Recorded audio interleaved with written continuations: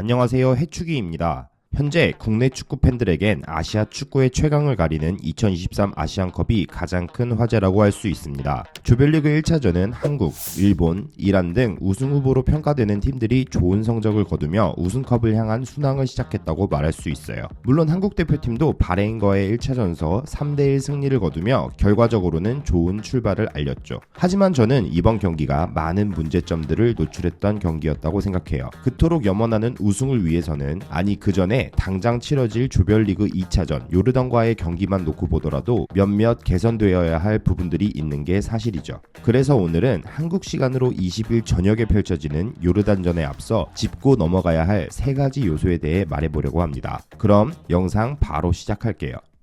첫 번째, 중앙에서의 볼 점유.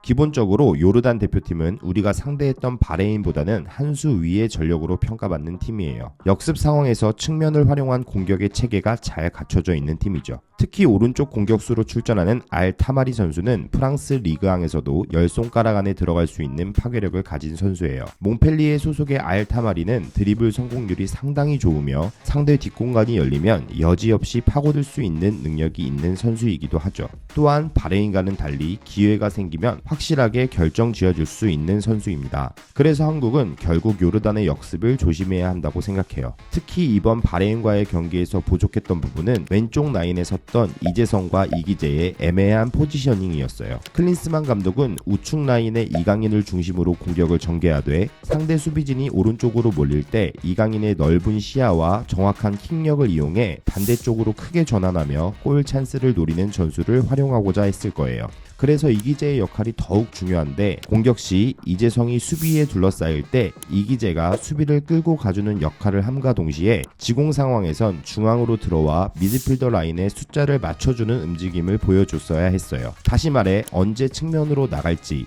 언제 중앙으로 들어올지를 판단하는 능력이 중요했죠. 하지만 바레인전에서는 두 선수의 위치가 측면에서 애매하게 겹치는 모습이 보였기에 중앙 숫자 싸움에서 우위를 점할 수 없었다는 생각이 듭니다. 또한 저는 조규성 선수 원톱도 다시 한번 고려해봐야 할 문제라고 생각해요. 물론 조규성 선수가 전방에서 부지런히 움직이며 상대 수비를 압박하는 능력이 탁월하고 다른 공격수들에게는 기대할 수 없는 헤더 득점도 적지 않게 터뜨려주는 선수이긴 하지만 기본적으로 역습에 능한 팀을 상대할 때에는 중앙에서의 숫자를 늘려 전체적인 점유율을 높일 필요가 있어 보입니다. 바레인과의 경기는 이런 점이 특히 두드러지는 경기였죠. 후반 조규성을 빼고 홍현석을 투입했을 때 우리는 공을 최대한 오래 점유하며 안정적으로 경기를 풀어가는 모습을 보였어요. 물론 그렇다면 상대 수비진이 너무 주저앉게 만드는 결과를 가져올 수도 있지만 우리가 가진 공격진의 파괴력이라면 충분히 득점은 성공할 수 있을 것이라 생각합니다. 두 번째, 옐로우 카드 관리.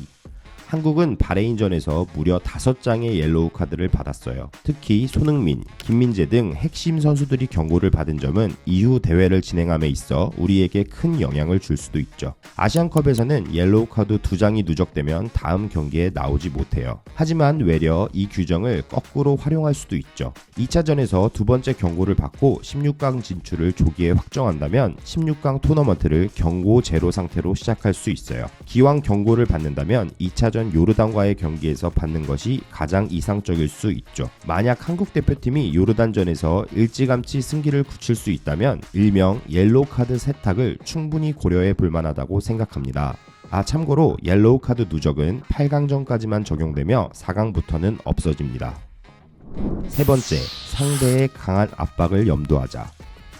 저는 이번 바레인전에서 상대가 전술적으로 잘 준비된 팀이라는 생각이 들었어요. 특히 완전히 라인을 내려놓고 철저하게 역습 위주로만 경기를 풀어갈 것이라는 예상과는 달리 중앙 지역에서부터 들어오는 압박이 상당히 거셌죠. 이 정도의 압박은 한국 대표팀 선수들도 예상하지 못했던 것 같아요. 당황한 표정이 눈에 보일 정도였죠. 이것은 우리가 공을 안정적으로 점유하지 못한 원인 중 하나이기도 합니다. 또한 이른바 침대 축구로 대변되던 중동 축구가 우리가 알던 예전의 모습과는 달리 전술적으로도 훨씬 더 발전되고 있다는 생각이 들기도 해요. 아무튼 2차전에서 한국 대표팀을 상대하게 될 요르단도 이를 모르지 않겠죠. 한국 대표팀은 요르단 선수들이 경기 시작부터 강하게 압박할 수 있다는 것을 충분히 인지하고 경기에 임해야 한다고 생각합니다.